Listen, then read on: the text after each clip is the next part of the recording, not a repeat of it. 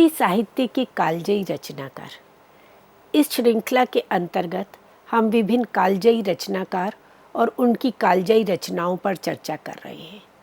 इसी श्रृंखला में मध्यकाल में कृष्ण भक्ति की अजस्र वेगवती धारा को प्रवाहित करने वाले महान भक्त कवि हुए सूरदास। सूरदास सगुण भक्ति काव्य धारा के अंतर्गत कृष्ण भक्ति काव्य धारा के प्रतिनिधि प्रवर्तक कवि कहलाते हैं। मध्यकाल में भक्ति को लेकर दो काव्य धाराएं मुख्य रूप से प्रचलित रहीं, एक निर्गुण काव्य धारा और दूसरी सगुण काव्य धारा। निर्गुण काव्य धारा ईश्वर के निराकार रूप को, निर्गुण रूप को स्वीकार करके चलती है, और संत काव्य धारा और सूफी काव्य धारा निर्गुण काव्य धारा के अंतर्गत आती है। और दूसरी ओर सगुण काव्य धारा जो ईश्वर के सगुण रूप को, अवतार रूप को स्वीकार करके उनकी भक्ति की धारा को प्रवाहित करने वाली है। उसमें दो मुख्य धाराएं चलती हैं। एक राम भक्ति की काव्य धारा जिसके प्रतिनिधि कवि तुलसीदास कहलाए, जिन्होंने श्री रामचंद्र जी के जीवन को आधार बना करके रामचरितमानस जैसी उत्कृष्ट काव्य रचना की। और उसी श्रृंखला में, उसी परंपरा में अनेक अन्य कवि भी हुए जिन्होंने राम काव्य की धारा को प्रवाहित किया। उसी तरह से उसी के समानांतर कृष्ण भक्ति काव्य धारा रही, जिसके प्रतिनिधि कवि सूरदास कहलाते हैं। और सूरदास के साथ ही इनकी परंपरा का निर्वाह करते हुए नंददास, मीराबाई, रसखान, अष्टछाप के अन्य कवि परमानंद दास, चतुर्भुज दास, गोविंद स्वामी, चित स्वामी आदि ने कृष्ण भक्ति काव्य धारा को प्रवाहित किया। सूरदास मूलतः ब्रज भाषा के अग्रदूत कहे जाते हैं। माधुर्य भाव के कवि रहे हैं। उन्होंने परमात्मा की रागानुगा भक्ति को स्वीकार किया। राधा और कृष्ण युगल उपासना के रूप में उन्होंने माधुर्य भक्ति को अधिक महत्व दिया। मध्यकाल के जितने भी भक्त संत कवि हुए हैं, वे अपने विषय में मौन रहे हैं। उन्होंने अपने जन्म काल, अपने जीवन के विषय में नहीं लिखा, और परवर्ती काल में आगे चल कर के शोधकर्ताओं द्वारा, विद्वानों द्वारा अनेक जब इन कवियों पर शोध किए गए, तो प्रामाणिक रूप से उनके जन्म, उनके जन्म स्थान, उनके व्यक्तित्व, उनके विषय में या रचनाओं के भी विषय में प्रामाणिक रूप से कह पाना संभव नहीं हुआ। चाहे वो तुलसीदास रहे हो या कबीर दास रहे हो या सूरदास रहे हो, इनके जीवन परिचय को लेकर के विद्वानों के विभिन्न मत रहे हैं। जब हम सूरदास जी के जीवन परिचय की बात करते हैं तो हमारे सामने दो साक्ष्य आते हैं। एक अंतः साक्ष्य जो मूलतः उनकी रचनाएं हैं, सूरसागर, सूर साहित्य लहरी, सूर सारावली। या तो कवि अपनी उन रचनाओं में परोक्ष रूप से कुछ अपने विषय में बता देता है, तो वो अंतः साक्ष्य के रूप में स्वीकार कर लिया जाता है।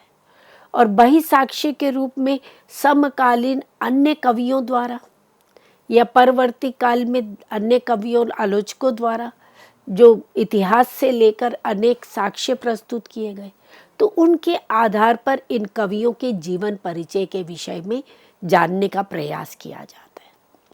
तो सूरदास के भी अंतः साक्ष्य के रूप में हम देखते हैं साहित्य लहरी रचना है उनकी, और उसका अंतिम पद है जिसमें उन्होंने अपना वंश परिचय दिया है। तो एक तो हमारे पास वे आधार है, हालांकि उस पद को प्रक्षिप्त माना गया है, प्रामाणिक नहीं स्वीकार किया गया है।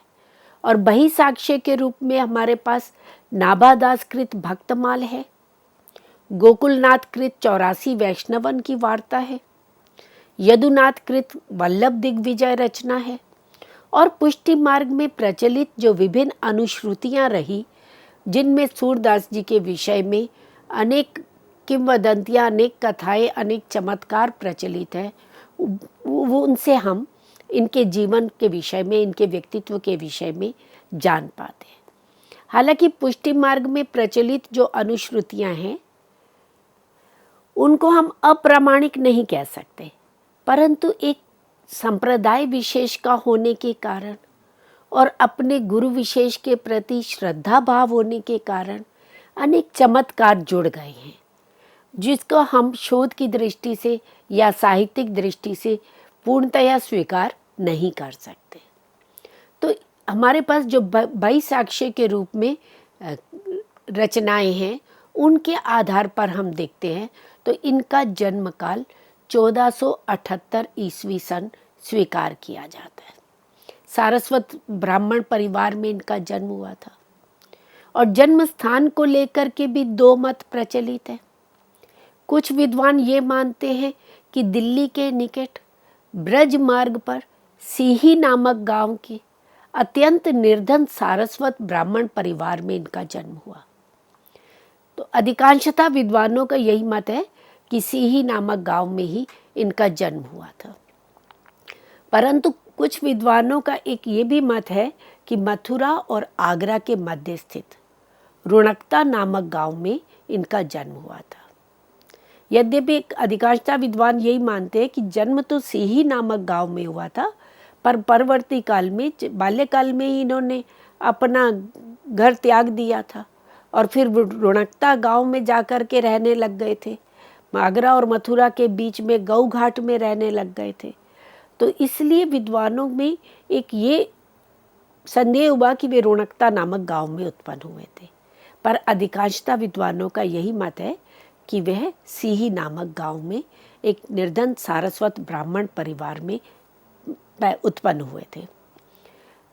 साहित्य लहरी जो इनकी रचना है, जिसका अंतिम पद है, जिसमें इन्होंने वंश परिचय दिया है अपना, तो वहाँ वंश परिचय में लिखा हुआ है कि वे चंद बरदाई के वंश में रहे हैं और ब्रह्म भट्ट कहलाते।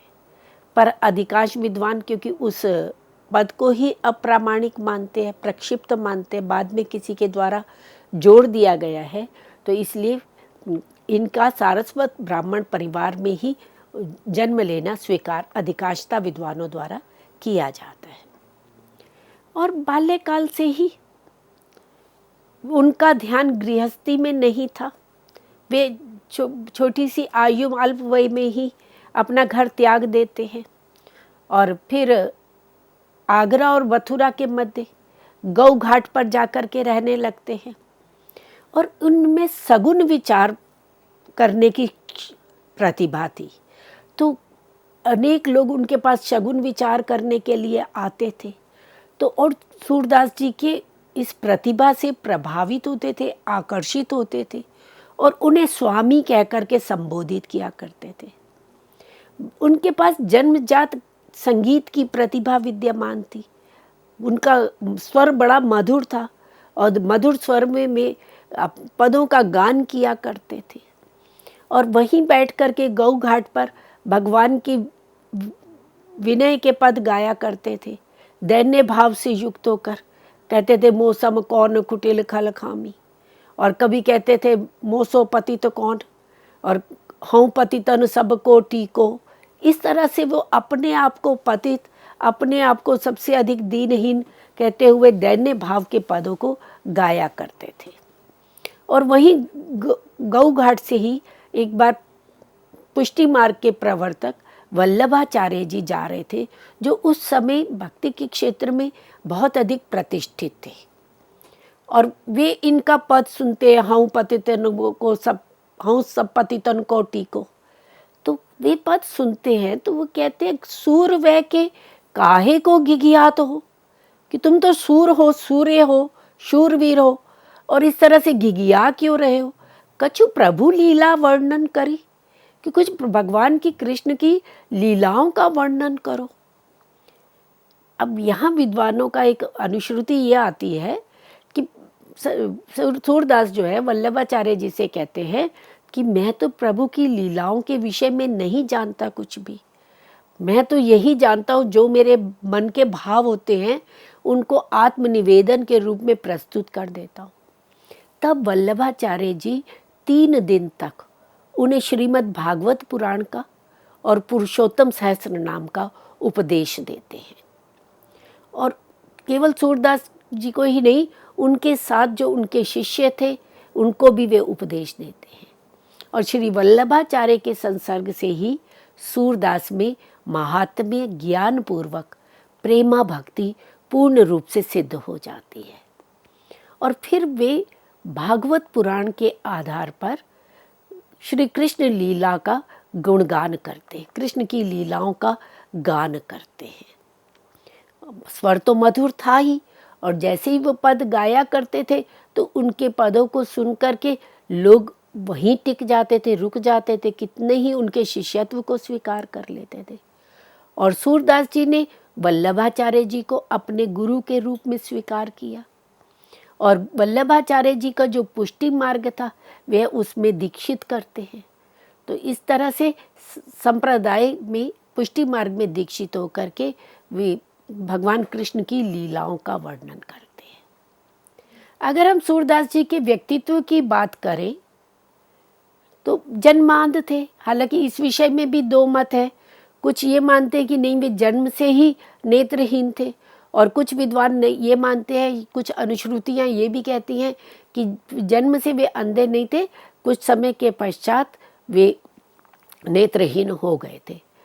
परंतु जिस तरह से सूरदास वर्णों का, प्रकृति की सुंदर छटा का, रूप वर्णन का वर्णन करते हैं, उसको देख करके लगता नहीं है कि वे देख नहीं पाते थे, परंतु उनके भीतर जो एक अंतर शक्ति थी उसके माध्यम से, एक दिव्य दृष्टि से वे अपनी आंखें ना होते हुए भी अपने भीतर मन की आंखों से प्रभु कृष्ण के व्यक्तित्व को, उनके लीलाओं को साक्षात देखा करते थे, और जैसा अनुभव करते थे वैसा अभिव्यक्त करते थे।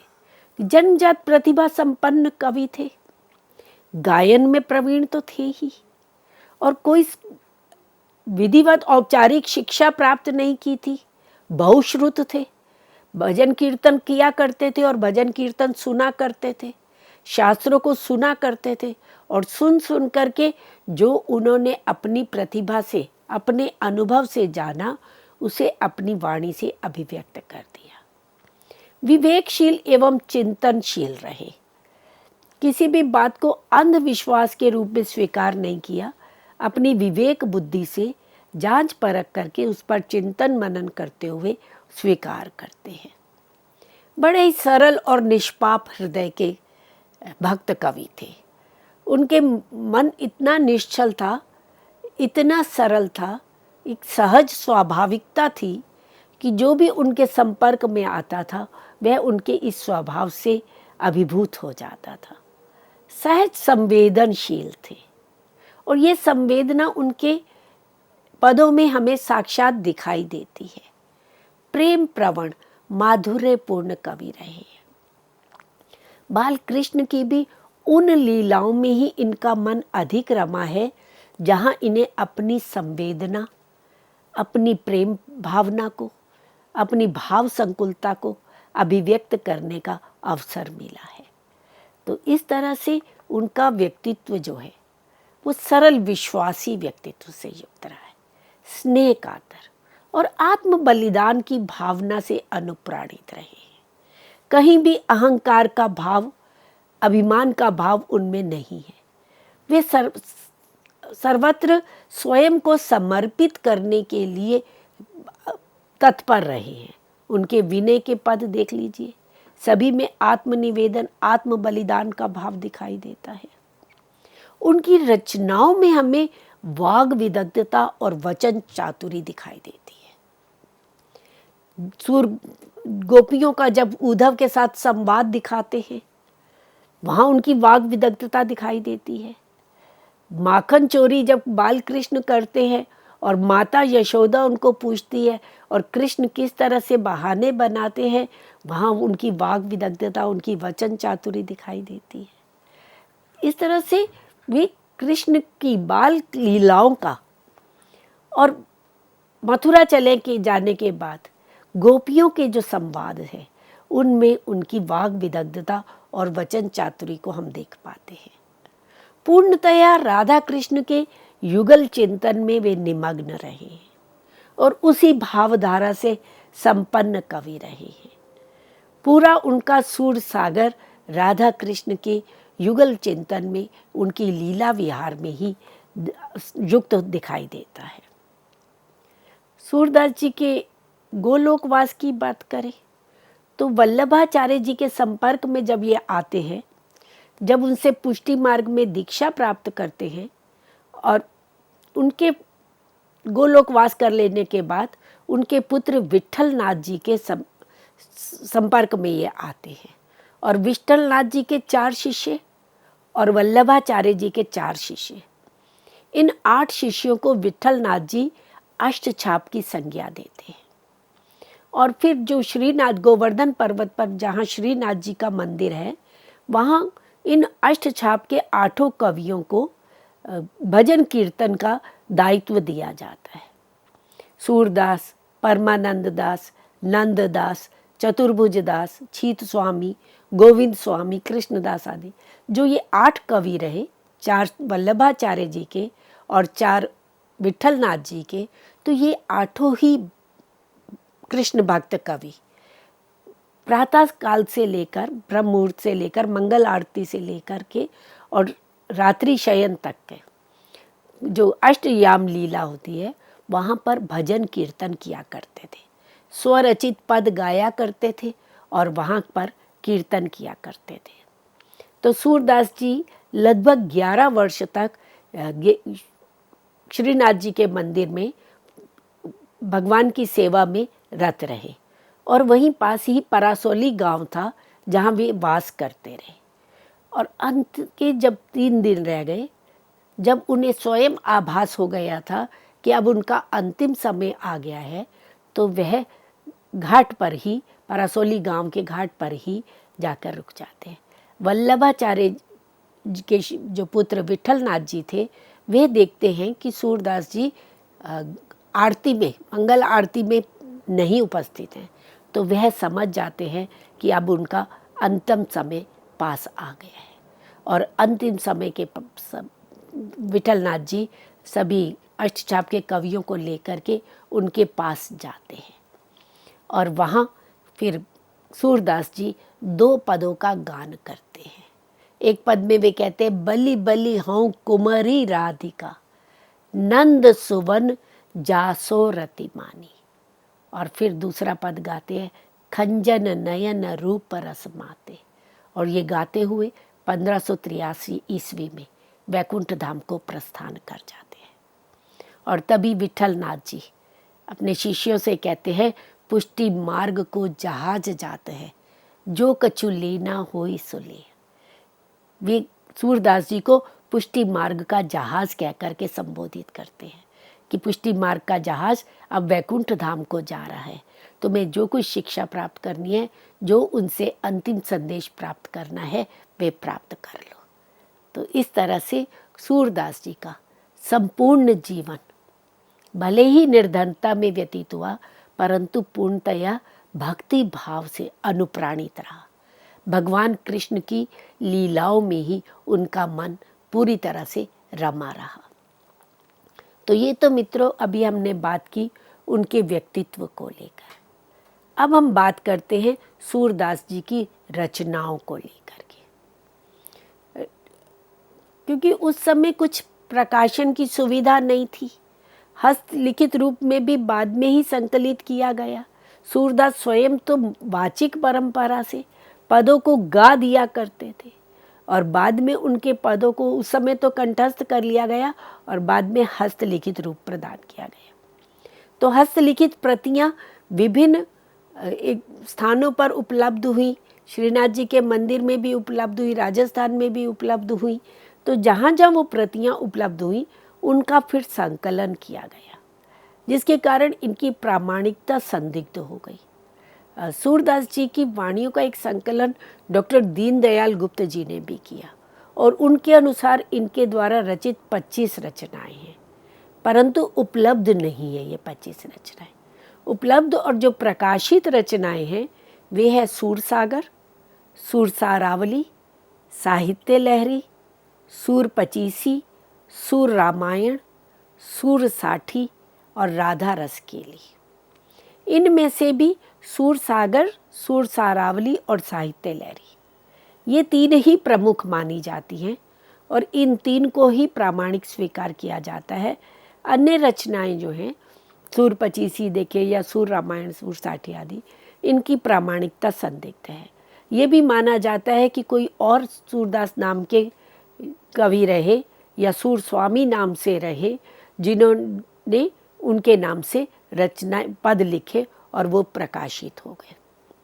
ये भी माना जाता है कि सूरदास जी की अकबर से भी भेंट हुई थी और अकबर ने उनके पदों को सुना तो वे भाव विभोर हो गया और अकबर ने सूरदास जी के अपनी यशोगाथा करने का भी आदेश दिया।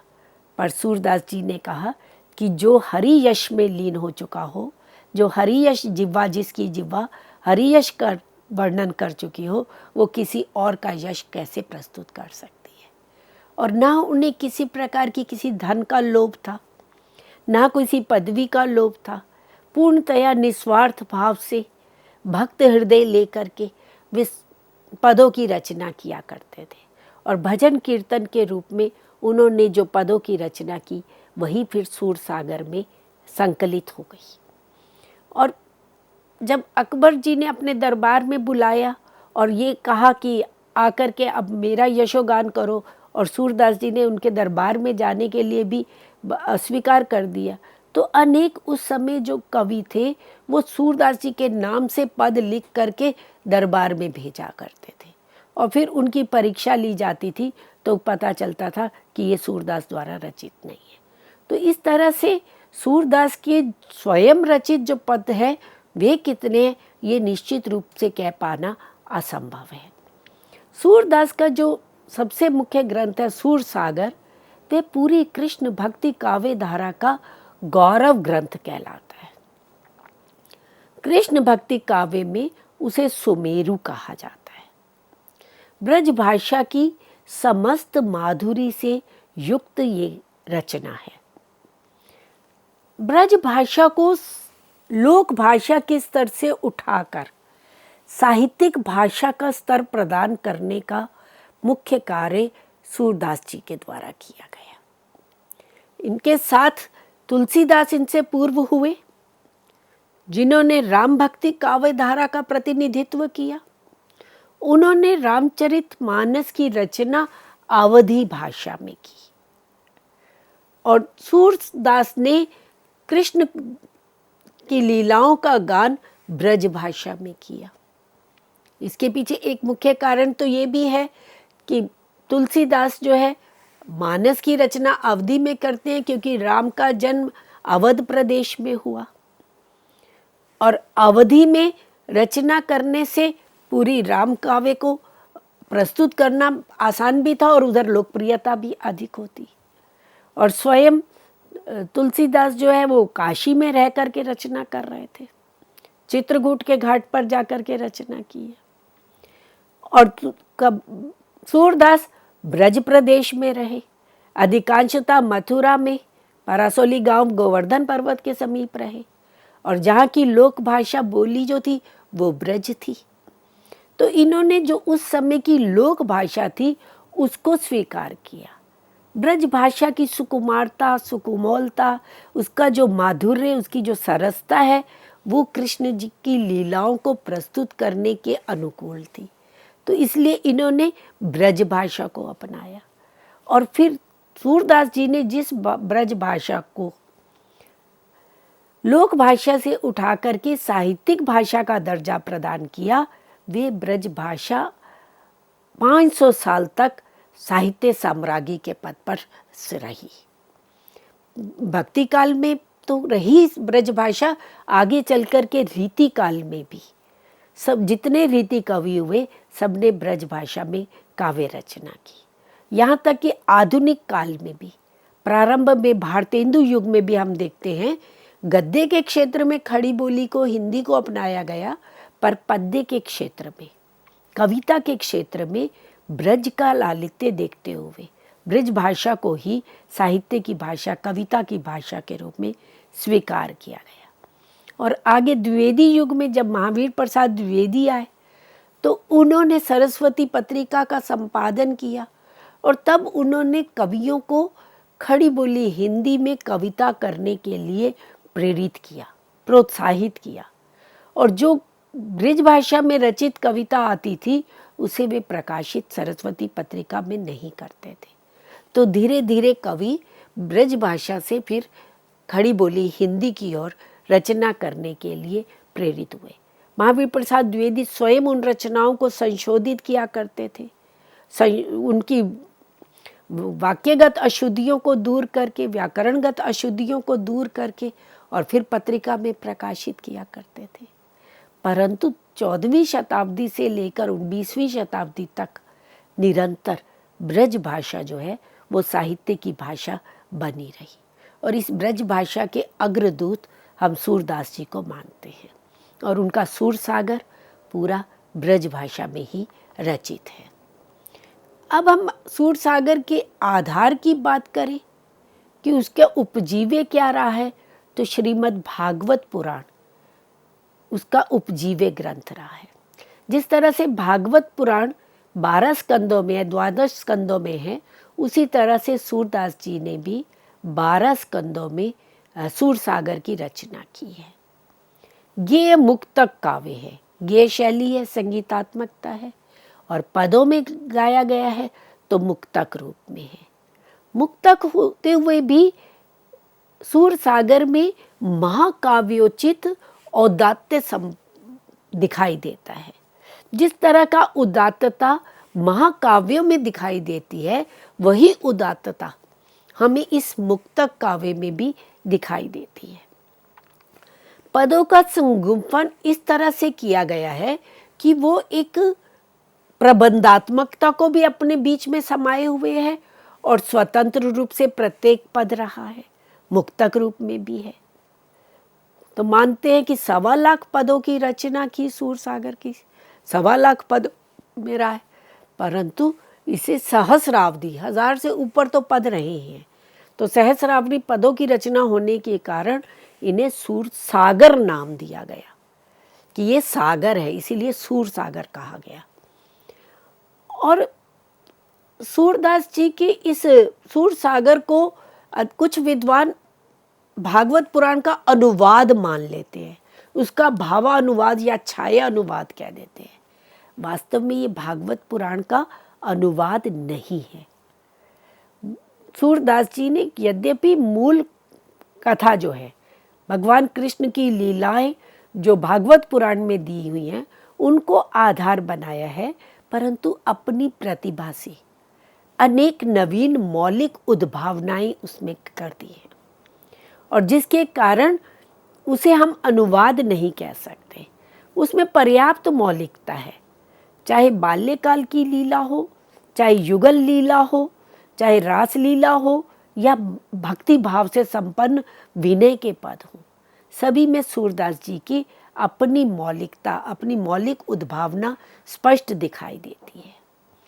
तो इस तरह से सूर सागर सूरदास जी का एक महाकाव्य की उदात्तता से संपन्न काव्य रहा है, जो पद शैली में है, माधुर्य भाव से युक्त है, जिसमें विभिन्न जीवन के विभिन्न भावों को, विभिन्न उमंगों को जो है, ब्रज की संस्कृति को, ब्रज के पर्व उत्सवों को, मेलों को, उनके रहन सहन को बड़े जीवंत रूप में प्रस्तुत कर दिया गया है। तो सूरदास का जो प्रतिपाद्य है, उसका जो वर्ण्य विषय है, इस पर चर्चा हम अपने अगले व्याख्यान में करेंगे। अभी इस चर्चा को हम अल्प विराम देते हैं। अगले व्याख्यान में हम पुनः इसी विषय को प्रस्तुत करेंगे। धन्यवाद।